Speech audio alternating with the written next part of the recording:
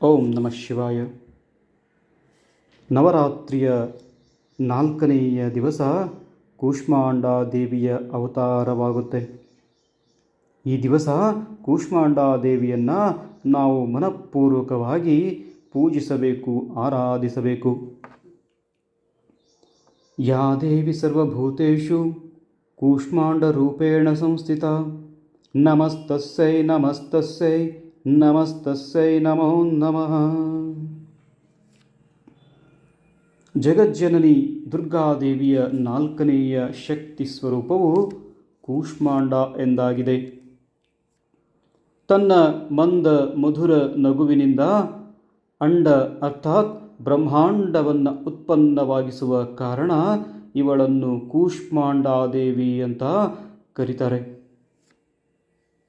ಸೃಷ್ಟಿಯ ಅಸ್ತಿತ್ವವೇ ಇಲ್ಲದಿರುವಾಗ ಎಲ್ಲೆಡೆ ಅಂಧಕಾರವೇ ಅಂಧಕಾರ ಪಸರಿಸಿತ್ತು.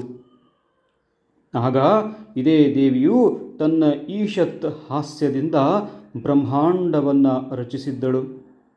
ಆದ್ದರಿಂದಲೇ ಇವಳೇ ಸೃಷ್ಟಿಯ ಆದಿ ಸ್ವರೂಪವಾದ ಆದಿಶಕ್ತಿಯಾಗಿದ್ದಾಳೆ. ಇವಳಿಗಿಂತಲೂ ಮೊದಲು ಬ್ರಹ್ಮಾಂಡದ ಅಸ್ತಿತ್ವವೇ ಇರಲಿಲ್ಲ. ಕೂಷ್ಮಾಂಡಾ ದೇವಿಯ ನಿವಾಸವು ಸೂರ್ಯ ಮಂಡಲದೊಳಗಿನ ಲೋಕದಲ್ಲಿಯೇ ಇದೆ. ಸೂರ್ಯ ಲೋಕದಲ್ಲಿ ನಿವಾಸ ಮಾಡುವ ಅರ್ಹತೆ ಮತ್ತು ಶಕ್ತಿ ಕೇವಲ ಇವಳಿಗೆ ಮಾತ್ರ ಇದೆ. ಇವಳ ಶರೀರದ ಕಾಂತಿ ಪ್ರತಿಭೆಯು ಸೂರ್ಯನಿಗೆ ಸಮಾನವಾಗಿ ದೇದೀಪ್ಯಮಾನ ಹಾಗೂ ಹೊಳೆಯುವಂತಹುದಿದೆ. ಇವಳ ತೇಜದ ತುಲನೆ ಇದರಿಂದಲೇ ಮಾಡಲಾಗುತ್ತದೆ. ಬೇರೆ ಯಾವುದೇ ದೇವತೆಗಳು ಇವಳ ತೇಜಸ್ಸು ಮತ್ತು ಪ್ರಭಾವಕ್ಕೆ ಸರಿಗಟ್ಟಲಾರರು. ಇವಳ ತೇಜಸ್ಸು ಮತ್ತು ಪ್ರಕಾಶದಿಂದಲೇ 10 ದಿಕ್ಕುಗಳು ಪ್ರಕಾಶಿತವಾಗಿವೆ. ಬ್ರಹ್ಮಾಂಡದ ಎಲ್ಲ ವಸ್ತುಗಳಲ್ಲಿ, ಪ್ರಾಣಿಗಳಲ್ಲಿ ಇರುವ ತೇಜಸ್ಸು ಇವಳದೇ ಛಾಯೆಯಾಗಿದೆ ಬಂಧುಗಳೇ. ಕೂಷ್ಮಾಂಡಾ ದೇವಿಗೆ 8 ಭುಜಗಳಿದ್ದು ಅಷ್ಟಭುಜಾದೇವಿ ಅಂತ ಖ್ಯಾತಳಾಗಿರುವಳು. ಇವಳು 7 ಕೈಗಳಲ್ಲಿ ಕ್ರಮಶಃ ಕಮಂಡಲು, ಧನುಷ, ಬಾಣ, ಕಮಲ, ಅಮೃತ ತುಂಬಿದ ಕಲಶ, ಚಕ್ರ ಮತ್ತು ಗದೆಗಳು ಇವೆ. ಇವಳ ವಾಹನ ಸಿಂಹವಾಗಿದೆ. ಸಂಸ್ಕೃತದಲ್ಲಿ ಕುಂಬಳಕಾಯಿಯನ್ನು ಕೂಷ್ಮಾಂಡ ಎಂದು ಕರೆಯುತ್ತಾರೆ.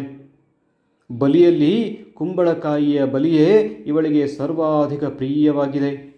ಈ ಕಾರಣದಿಂದಲೂ ಇವಳನ್ನು ಕೂಷ್ಮಾಂಡಾದೇವಿ ಅಂತ ಕರೀತಾರೆ.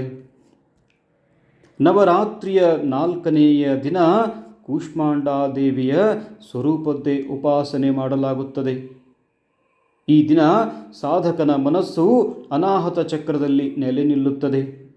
ಆದ್ದರಿಂದ ಅಂದು ಅವನು ಅತ್ಯಂತ ಪವಿತ್ರ ಮತ್ತು ಅಚಂಚಲ ಮನಸ್ಸಿನಿಂದ ಕೂಷ್ಮಾಂಡಾದೇವಿಯ ಸ್ವರೂಪವನ್ನು ಧ್ಯಾನದಲ್ಲಿ ಧರಿಸಿಕೊಂಡು ಪೂಜೆ ಉಪಾಸನೆಯ ಕಾರ್ಯದಲ್ಲಿ ತೊಡಗಿಕೊಳ್ಳಬೇಕು.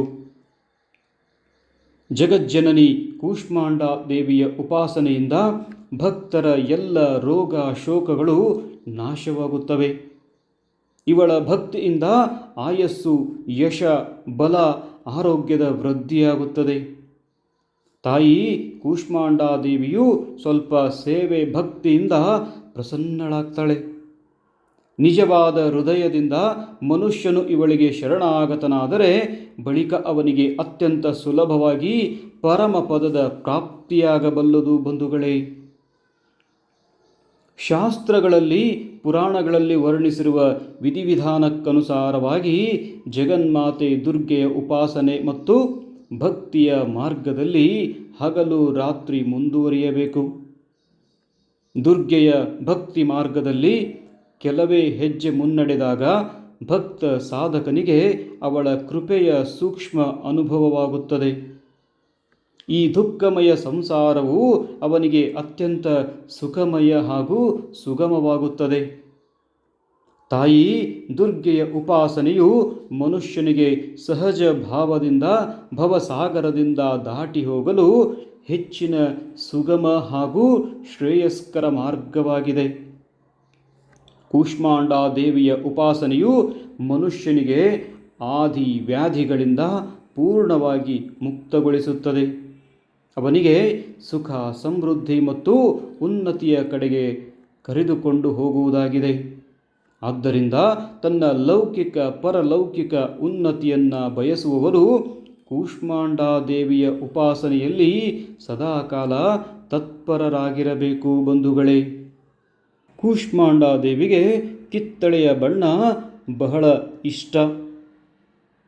ತಾಯಿ ಕೂಷ್ಮಾಂಡಾದೇವಿಯ ಮಂತ್ರ ಈ ರೀತಿಯಾಗಿದೆ.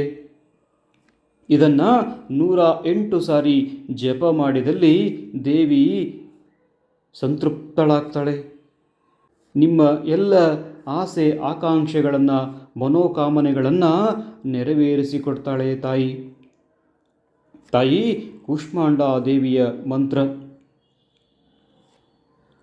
ಸುರಸಂಪೂರ್ಣ ಕಲಶಂ ರುಧಿರಾಪ್ಲುತಾಮೇವ ಚ ದಧಾನಾ ಹಸ್ತಪದ್ಮಾಭ್ಯಾಂ ಕೂಷ್ಮಾಂಡ ಶುಭದಾಸ್ತು ಮೇ.